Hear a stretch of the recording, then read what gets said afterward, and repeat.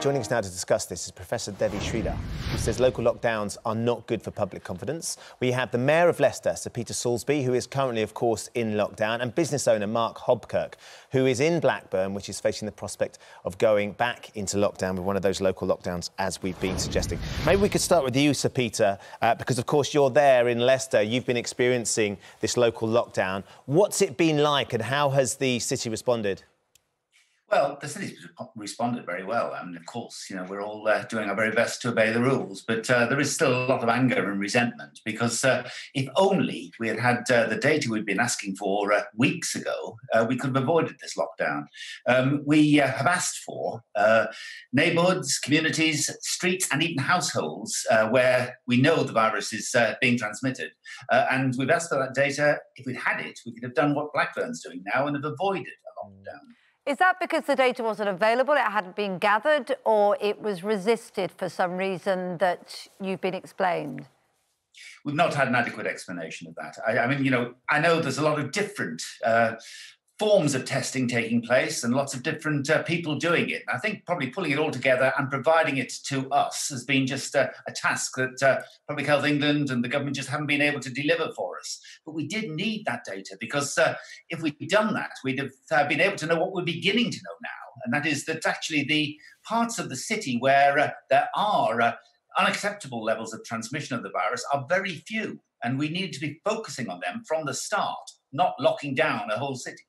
What impact has it had on you living there and business? Because, of course, there's always the balance between the vital keeping people safe and, you know, making life work for those that aren't affected.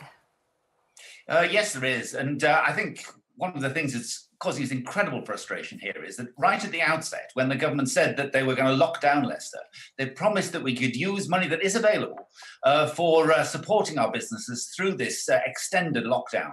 They've not delivered on that. And it's a warning to other councils up and down the land. The government may promise you support, but they're not going to deliver it. Professor Devi Sridhar, you have real concerns about these local lockdowns, particularly in terms of the confidence or the lack of confidence it gives those people in the area. We'll come to Mark shortly, but he's in Blackburn, which seemingly is on the verge of having one of these lockdowns enforced on them. What are your concerns with it? Well, lockdown should really be used as a last resort. This is what you do when a situation is getting out of control and you need to immediately reduce infection. We know it's effective in terms of public health. I do worry about the economic and social costs. Take Leicester, for example. Imagine it comes out of lockdown and a few weeks later it needs to go into lockdown. You can imagine the disruption to kids in school, businesses, and society. So I think a local lockdown strategy is not a good one. What Scotland's tried to do is actually go for a zero COVID strategy, which is bring infections as close to zero as possible.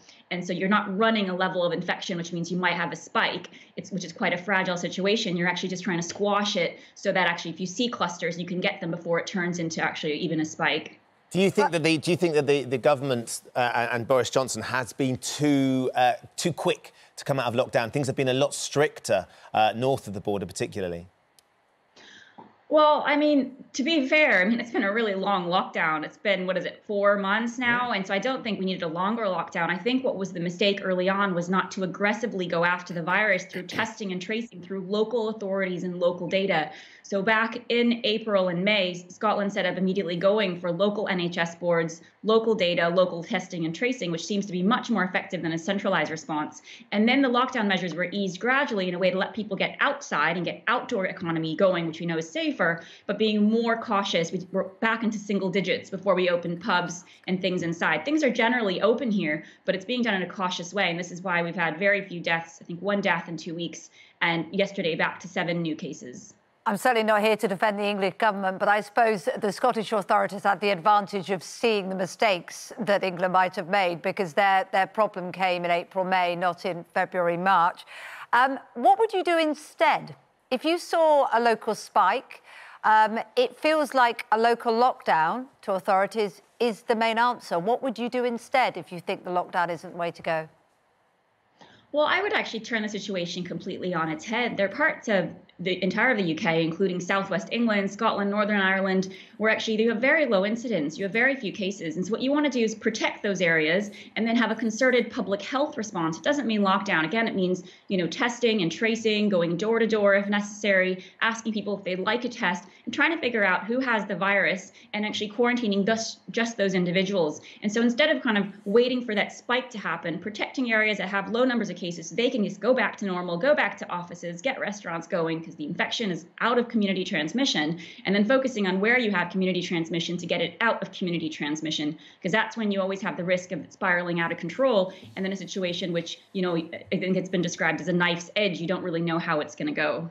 Let's come to Mark Hobkirk, because Mark, you have a business, Hobkirk Sewing Machines. It was established, it's a very old business, isn't it? Over 100 years old. And your business is selling materials and fabrics for people. You rely on people coming into the shop to keep that business going. How concerned are you about Blackburn going into a localised lockdown?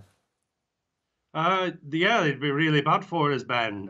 We've seen this before. We've shut the business for I think about 10 weeks initially, trading online only, and that had a big effect on us.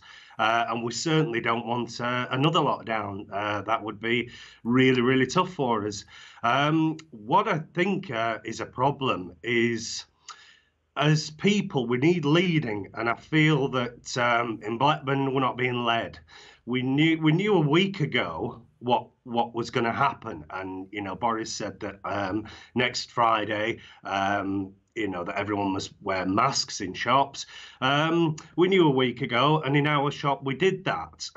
We make every customer put a mask on. We make them sanitize, but I'm not seeing that anywhere else, and that's a worry. Going into the local shops, people not wearing masks, shop owners not encouraging that. So I think that has to happen immediately, and I think that's down to Blackburn with Darwen Council to make that happen. So in a way, you would rather see them insist on individuals taking that responsibility rather than have the whole thing put into lockdown, which I guess would be ultimately much more damaging for you business-wise.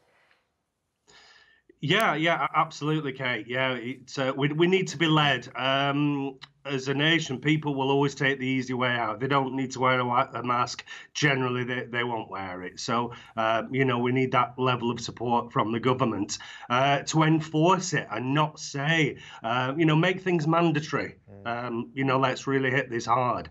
So, Peter, I wonder whether you feel like having been forced back into lockdown, local lockdown, which, as you've sort of described so clearly, could have been much more specific. You could have even gone down to certain houses if you had that data.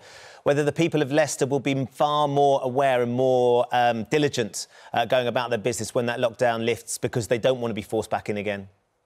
Yes, but that could have been achieved if they'd given us the information we needed right from the start, and we worked with local communities that we know, the local neighbourhoods, the local streets, with the families. If we'd worked with them right from the start, the lockdown could be avoided. And I think the point that's made about where Blackburn's at now is one that, in some ways, I very much envy, because actually they do have the opportunity to avoid a lockdown, and I wish them well with that. I just wish we'd had that opportunity too. So what would be your advice then to the leaders of Blackburn with Darwen Council?